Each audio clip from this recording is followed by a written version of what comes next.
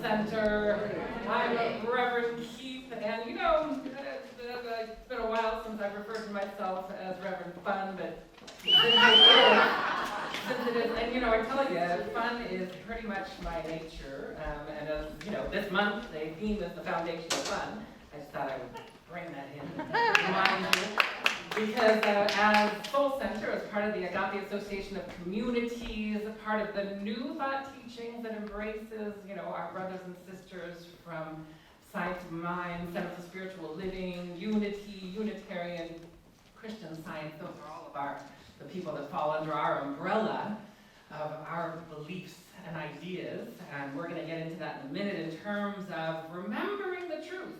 That part of the journey here is you get to pick your beliefs. Contrary to popular understanding, your beliefs don't just show up randomly or they're not part of some big cosmic thing. You picked them, and some of them need to go.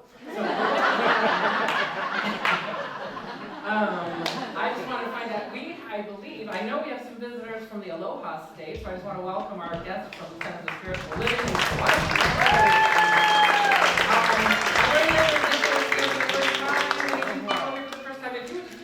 Do us a favor. Everybody can do stand up.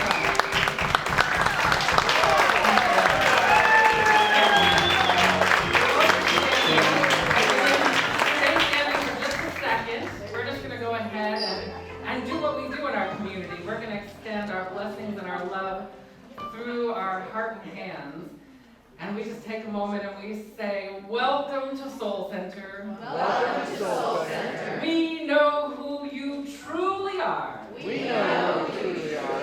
You are divine emanations of the Most High. You are divine emanations of the Most With High. a perfect blueprint of grace. With a perfect blueprint of grace. Joy. Joy. Love. Love. Wellness. Goodness. In every way, shape, and form. In every way, shape, and form. You are coated with joy. You're coated with joy. And we love you. And we love you. And we welcome you to Soul Center. And we welcome you to Soul Center. So good to see all you bright, shining faces here. As I was saying, the Foundation of Fun is the theme of the month. The topic for today is conscious consumer I am, as opposed to conscious consumerism. And we're just going to kind of explore that, but as we dive into that, I just want to give us a couple of reminders in the golden thread of truth teachings. We know that that's what we're a part of, that golden thread that's in the mystical realms beyond the dogmas of some traditional teachings. There's that golden thread. So what we believe is that there is a grace, a beauty, a light, a love that we call God, beyond description. But if we were going to try to describe that, we would know that the omnipotent, all-powerful, omniscient, all-knowing, omnipresent, in every space and place, and omniamorous, all-loving grace of God is everywhere, and it is equally available to everyone, and that every single person on the planet is on the road to wholeness. Every spiritual path, every religion talks in some degree about the path to wholeness. If this is wholeness, if this is enlightenment, if this is the part where you have no issues, you never get angry, you never get frustrated, you have no money issues, you have no health issues, you have no issues whatsoever, you are just in a perfect state of bliss. If this is that, this is being in the world but not of the world. I want you to just imagine, you have no issues. That's one of my favorite meditations. You have no issues. Nobody bothers you. Money is not an issue. Creativity flows through you so effortlessly and so easily. You always know what to do. You make the right choices. Your belief system is completely immaculate in the truth as the mind of God flows through you. That's up here. This is what we want to connect with on a daily basis until you don't have to connect to it ever again because you just live it. You're in the world but not of the world. Everybody on the planet is headed there, whether they know it or not. And so our job as a conscious community is that we ask our congregation to participate in that journey. And the journey, wherever we are, we're making our way there. And whether it's going to happen in this lifetime or the next lifetime, we're always connected to that. And whether we might be going through a challenge of some sort or not, that's where we're headed. And the challenge, we know that a challenge is a catalyst to grow us. And sometimes there's some of us who just don't like a catalyst. But we gotta like it, because we gotta choose to allow it to be fun. Easier said than done sometimes, and we'll get to that in a moment. But I wanted to kind of check in and make sure that we know what we're doing and where we're going. And then there's the part of the spiritual community where how do you bring this to here, wherever I am, because it is omnipotent and it's omnipresent. So the enlightenment we're seeking is already in you. It's not something we have to get, but on this journey, it feels like, because the more we identify with the personality, the more we identify with the thing that thinks, I'm a gender, I'm an age, I'm a race, I'm a religion, the more we identify with that which we call the ego has all these identification factors within it. The more we identify with that, the more work we have to do. Because we're going to start to unidentify with those things as we identify with the divine spark of light of the true nature of who we are. And so the more we're moving on this path to our wholeness, we feel like it sometimes seems like I'm going towards something. So we did incarnate into time and space. Time and space contains duality. The paradox is we use singularity to take ourselves out of duality. But we are here to enjoy and to have fun, because duality contains texture. It contains contrast. It contains the ability to see beauty or to see light in the darkness. So it is a beautiful thing to be in duality. So we never make duality bad or wrong. We never make the ego bad or wrong. The ego is supposed to enjoy the journey. It's supposed to enjoy the ride as we become more of the essence of our soul, which is why we're saying to allow it to be fun. God only operates through good. God is good. We know that to be the truth. God is good and only good. We may not have a good day. We may stub our toe and feel pain. But the goodness of God and the wellness of God is always with us. Our job is to seek and find it. And the one who's going to win the spiritual Olympics is the one who says, I'm going to seek and find it the moment I feel like I'm moving away from it. Because the longest, you know what happens? You're in, we know that in duality, there are race conscious energies, there's waves of energies that are going, and there might be a wave of energy, like you might be watching the news, and then all of a sudden you see a story, and all of a sudden the next thing you know, you're floating on the wave, and I can't believe they're doing that, and those people, and they are doing that. And we know in our spiritual practice, there is no those people, there is no they, there's only us, there's only one, there's only we. And as the veil thins, and we know that there never has been and never will be somebody working against me, except when I'm in the misperception of the trauma body and my ego. And then I think, oh my God, do you believe what so-and-so just did? And they just thwarted my good. Well, then I'm moving away from the divine, and instead of ascending up to my wholeness, I'm kind of diverting off into another direction. And so there's the way that we join, where we become aware, like, oh, okay, if I'm not here, and you'll know when you're here, because you'll be blitzed out of your gourd, as we're working our way up to here, then we have to, it's a bi-directional field, because we're in the realm of duality, it's a bi-directional field of how we move through our spiritual practice. There's the practical things that we do with our ego, which is, we know that everything is energy, everything is coded with wisdom inside the energy, and so there are frequencies of energy that make it easier for us to grow and expand. So when you're calm and you're relaxed, then it's easier to grow and expand. You have more patience, you have more love, you have more kindness. We all know. We all have seen the parent with the child, and when the parent is filled to overflowing, they've had their quiet time and they've really filled their tank with good energy, and then Junior does that thing that really is out of line and really bad behavior, and then mommy and dad's like, oh, okay, sweetie, come here. But when you're on empty, you're like, oh my God, like, go to your room. And it's like, we all know that happens, that's a phenomenon that happens, but we want to be cognizant. And that phenomena starts to tap into our belief system, but we want to become cognizant of where we are and the practical parts. So we start using the bidirectional field of like, oh, okay, so I've got to do things from the outside and bring them in. So I'm going to light my candle, my incense, I'm going to put on the soft music, I'm going to read the book, I'm going to get to a place where I'm creating an outer atmosphere that can hold an energy that will nurture what I want to bring from the inner. And then there's also the part where we want to, because ultimately what we want to do is we want to hold such a power and such a presence within us that we are unmoved by the outer world.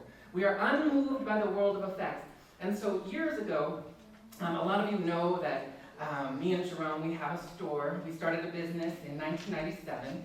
And when we first started, that was back when I was sleepwalking. I wasn't awake yet.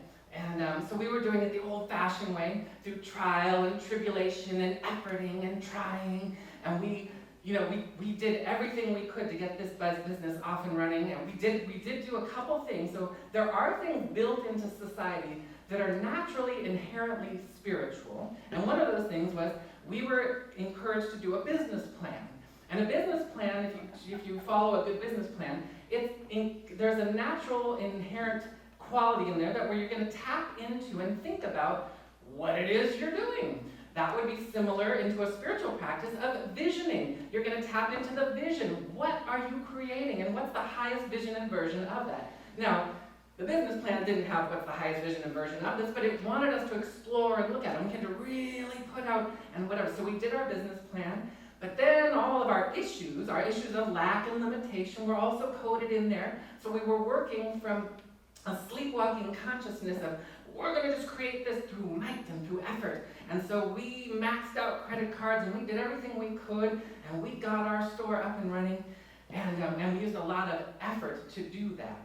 So one piece of that is, as we woke up, we started to realize, oh, wait a minute. There's a grander and greater way to work with the laws, the spiritual laws that govern life, to connect with the law of emergence. What is the greatest and grandest vision and version of this business, which came in years later when we woke up and started to realize, how do you do this? And then, of course, when that happens, you're going to uncover all the things you need to heal in order for the greatest and grandest vision and version to arise. So, if the vision and version is to have this beautiful conscious empire that is in cultivating the greatest good of all people, and part of our what we were checking into was we wanted to promote conscious living. Now this came in years later, and so one of the things that ended up happening is we started to become cognizant. We were in a business of selling bubbles and services and things. And so consumerism, and you remember consuming, to be a consumer means that you're going to eat or take or participate in consuming things, whether you're consuming them by ingesting them or consuming them by having them come into your life as an activity or an event or something like that. You're practicing consumerism. And so we started to become aware that there was a lot of unethical practices out there that weren't aligned with the divine ethical laws of spirit. Truth, love, honesty, integrity. These are the natural ways that God operates through us if it's uninhibited by fear. Our trauma bodies where we house all of our fear and erroneous ideas and beliefs, and we want to become cognizant of that. So we started to notice that over the years, there was a lot of unethical business choices, and we had to come to terms with something. One of the things we noticed was that there was a lot of business or people out there. They would go into these trade shows and they would steal other people's ideas. They would say, oh my God, this is something that's really taking off. We're going to go in here, and they would take pictures and all this stuff and whatever, and then they'd run over. And a lot of these businesses were American-made, American-run businesses that were operating in the U.S. And then these other companies would come, and then they would steal all their ideas, and then they'd go offshore and off-source it, and then they would come back and they would sell almost identical products for a fraction of the price.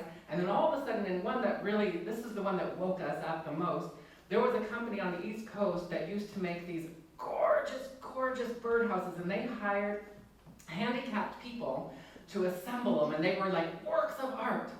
And this other company went and they copied them and they went into China and they made them, and this isn't anything about saying that China's bad or anything like that. All it is just saying that the practice is unethical.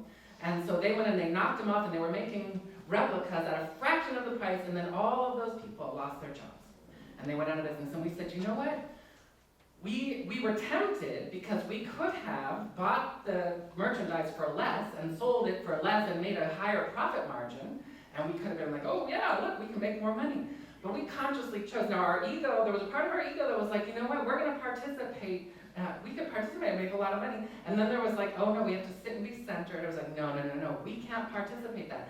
Where are you going to invest your energy, your money, your time, your effort, and your consciousness? And so we just made a decision, and we started to evaluate everybody we were doing business with and to see where they felt with, because you know, if you're conscious about things, you know about fair trade and all of the practices that are honoring people, because you know, we don't want to invest in things where there's sweatshops and people that are doing unethical practices and making people work for below poverty level wages, et cetera, et cetera. So we went through and we had to start cutting all of the businesses that we discovered. We did a lot of work to find out, and we were very afraid because we were cutting off some very popular, very high revenue earning streams. And then we decided we're going to go and we're going to find places that we can support, and we're going to bring those in. We're going to find the artisans, and we're going to find the places that you know, where we can help the women, or we can help the indigenous people, or we can help the local people, and we're going to do that. And we were really scared to do that, but Spirit was saying, this is what you got to do, and so we listened. The moral of this story is you're going to be asked to do things that are going to seem like you're going to have to give up the world in order to stay afloat. And really, in order to expand your world, you're going to have to give up the world so that you can move into a place of ethics and be very mindful. And so today, you know, there's all kinds of things. You know, no more plastic straws, and no more, we got rid of plastic bags, and we're moving over to more green energy sources, etc. But that's not something, you don't have to wait for the mass consciousness to tell you what to do. When you are practicing and staying in alignment with Spirit on a regular daily basis, and you allow your decisions to be made from your higher self, you'll choose a right on a regular basis. And remembering, so here's that divine enlightenment place that we're all headed to. You're going to gradually make your way there. So, you know, it would be great. Like, we could all just poof, we could all have electric cars right now and start to reduce the carbon footprint on the planet. But just start where you are. In any spiritual practice, you start where you are, and you don't let the, oh, but I can't do this, and oh, but I can't do that, keep you from the vision. The vision is the vision. You tap into the vision, and then you start where you are, and you make your way towards the vision. That's the way it works, and you don't let your excuses get in the way. So, you know, some of the excuses are, oh, I don't have enough time, oh, I don't have enough resources. So what we want to do is, we want to say, oh, I don't have enough time, for the saying, I don't have enough time. That's what we want to let go of. We want to say, we want to get rid of, I don't have enough resources. We don't have enough time for I don't have enough resources. That's what we want to get rid of. We want to become cognizant of our excuses. We want to become cognizant of what we're doing, and we want to become cognizant of our beliefs. So being a conscious consumer means you're aware of what you're consuming. This also goes into what you're consuming through your ears. What am I listening to, and how am I listening to it? When I'm listening to somebody who's going on about things that are untrue and unreal, what am I doing with that? Am I ingesting it and starting to formulate a belief?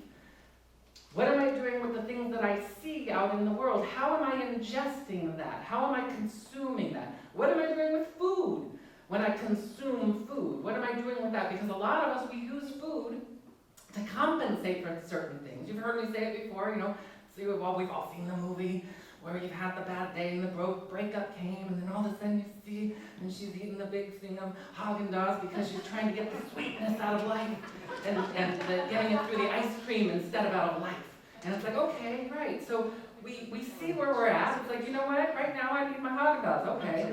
But don't let it detract from the fact that you're not going to get sweetness from life from sweetness in food. You're going to get sweetness from life from connecting to the Holy Spirit of God and allowing that sweetness to flow through you. Allow something to transmute in your life, that you are changed and transformed forever. The idea on this path to moving to wholeness is that you change your cellular memory to the degree that you no longer, it's not about efforting, it's not about trying, it's not about management. A lot of people do management. We go into programs, it's like, oh, there's the weight loss program, and nothing bad on any of the weight loss programs.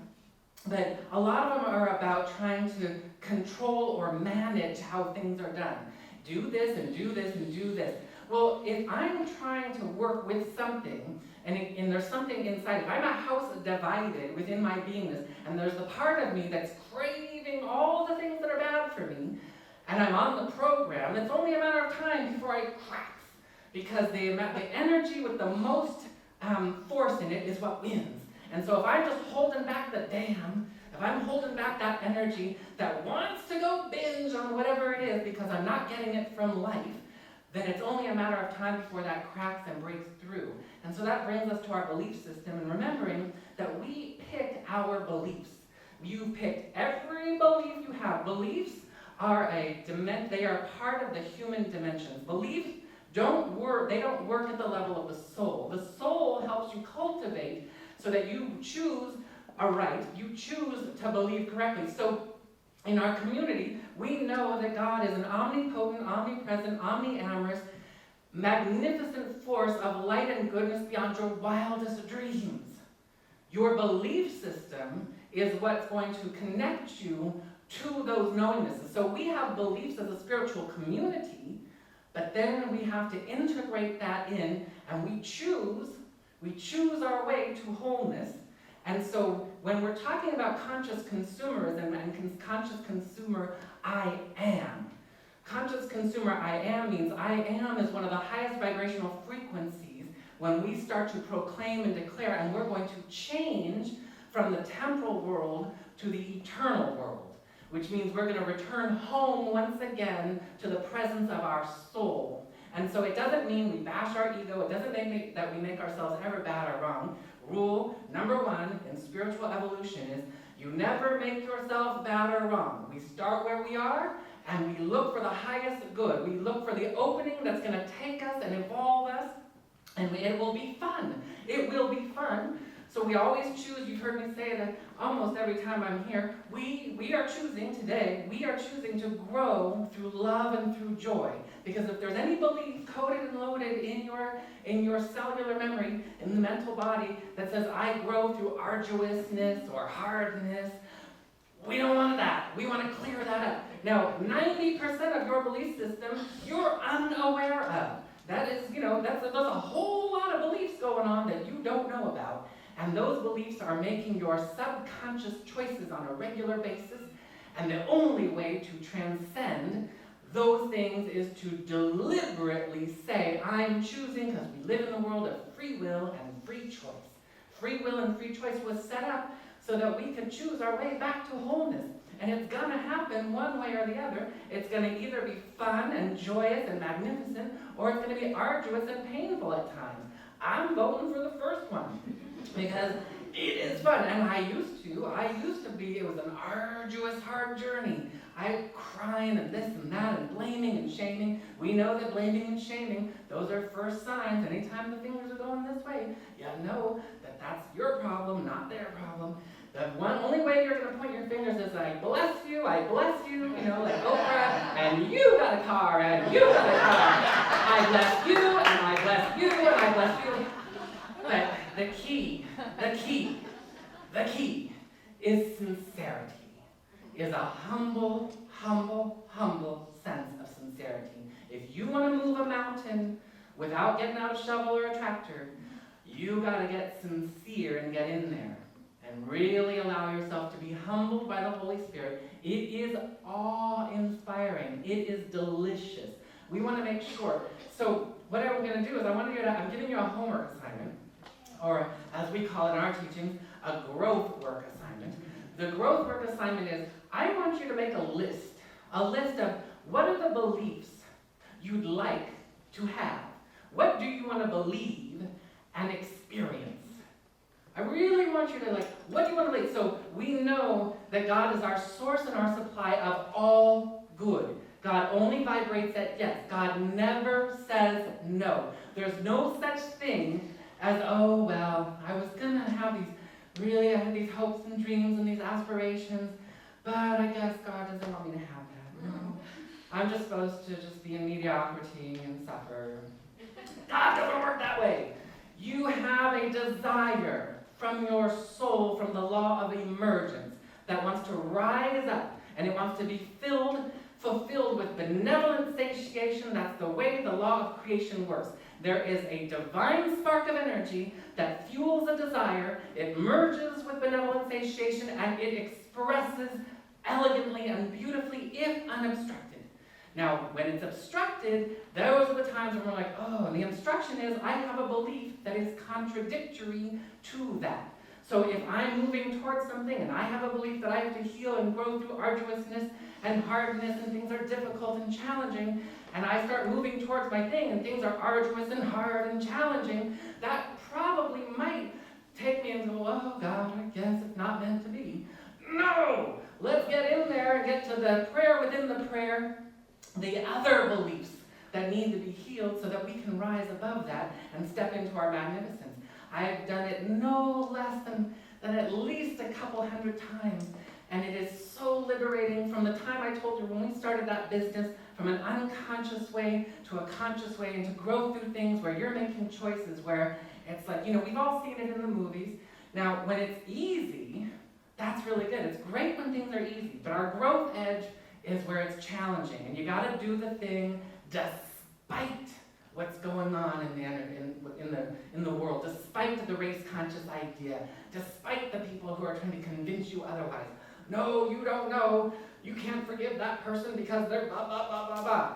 No! You got to get still and get centered. You got to turn within. The only way that this works is you turn within and you turn to your soul and you turn to God Almighty and you allow yourself to have that energy come through you and as you and from you. We know, we are born in the image and likeness of God. What does that look like as you? What does it look like and feel like as you? What is it like to be in the world but not of the world? Choosing a belief. I want to believe that I'm in the world but not of, just meaning that I'm not subject to race-conscious, erroneous, false ideas that are swirling around out there. Like, oh, the flu goes around. We've all been kind of coded with this idea that the flu goes around and it mutates every year and you better get the right mutated flu shot. Now, if we're at the level where I really feel like, that flu shot's going to do me good. I believe in the flu shot. Okay, fine. Get the flu shot and be okay. But just know that you're headed in a direction where you're not going to need it. You're not going to need it because you know that wellness is where you are and you're going to transcend that. So you don't do anything until you're ready to do it. If you do something before you're ready to do it, it's foolish. It's spiritually foolish to do something before you're ready to do it. So you have to check in and say, okay, I want to know that I'm not subject to the flu going around. I want to know that I am completely impervious to that race-conscious idea. I'm not quite there yet. I'm going to go get my flu shot, and I'm going to continue on my spiritual evolutionary impulse to hold that in my consciousness. And when I'm ready, I'm going to know with full certainty that I can walk around and be like, no, this year, I'm not doing it because I know I got it. I nailed it. My consciousness is clear with the Holy Spirit of God. I know I'm good. So we want to be consciously aware of that and embrace that into our beingness. And we want to do what Ernest Holmes says. We want to seek to make your work a prayer, your believing an act, and your living an art. And I want to highlight the part, your believing an act, because a lot of us don't realize your belief system is running your life, for good or for bad. You got some really good ones in there too. You got some really good ones. Oh, I believe that so-and-so is just so amazing. Oh, we'll keep that. We're going to keep that. But it's when you're, some of those other ones we've got to clean out of there. So we're going to go ahead and we're going to use the vibration of the I am presence. I am. So a lot of times when people say I am prosperous, I am healthy, whatever it is, Sometimes you just kind of feel like, oh, I'm just saying it. It's not really there. You want to get it to where it's in your bones, So we're going to try to get it in our bones, but you got to start somewhere. It's just like riding a bike. You know you got to find your center of balance when you get on the bike, and you're just going to go out there and you're going to do it until you find your center of balance. In spirituality, it's when you embody that energy. So we're going to go ahead. I'm just going to invite you to repeat after me. I am divinely conscious. I am divinely conscious. I am aware of the call and desires of my soul. I am aware of the call and desires of my soul. I am healthy, wealthy, and optimistic. I am healthy, wealthy, and optimistic. I am living a benevolently joyous life. I am living a benevolently joyous life. I am grateful and in divine awe. I am grateful and in divine awe. And it is from this place of being in divine awe, I invite you to feel the presence of God as we open into divine awe, as we open into a field of grace and beauty and joy and love. For this is the very nature and the very life of God. It is the very nature of who we are. Divine angels of the Most High. There's a divine spark within us that has never been hurt, never been harmed. There's a perfect blueprint of all good that resides at the very core of who we are, that allows us to be in the world but not of the world. We choose to attune and align with that energy once again. We choose to grow and glow and expand on our evolutionary journey to wholeness in love and in grace and in beauty. This is what we choose. We choose to believe and receive in good. We choose to believe and receive through clarity, through providence, through divine directioning, and that we are only and always motivated by inspiration and enthusiasm. This is what we declare, for we know in the world of free choice we must proclaim, we must declare, and we must choose. We must choose this. We choose it, we activate it, and we allow it to course. The nectar of the Holy Spirit, we invite it, we evoke it, we allow it to course through our veins, through our bones, and we let it be. Claiming it gratefully and thankfully as we release the prayer into the law of divine fulfillment. We allow it to be simply by saying, so it is. Amen. Amen. Amen. Ashe. Aho. Shalom. Hotep. And hallelujah. And aloha. Yes. All right. Sunday, I should come forward as we participate in conscious giving. We're going to go ahead and we are going to just bring our tithe as we participate in conscious circulation. So grateful that our monetary system has in God we trust on our money. It's right there. If you're watching online, I invite you to please go to soulcenteroc.com and hit the donate button. You can also text to donate anytime, any day, 24 hours, 669-342-2157. Please go to our website and donate. And while you're here, we are just truly grateful for that which you bring forward, and we know that it comes back to you multiplied, minimally 100-fold. We give thanks for this, and we let it be as the ushers go forward. Thank you.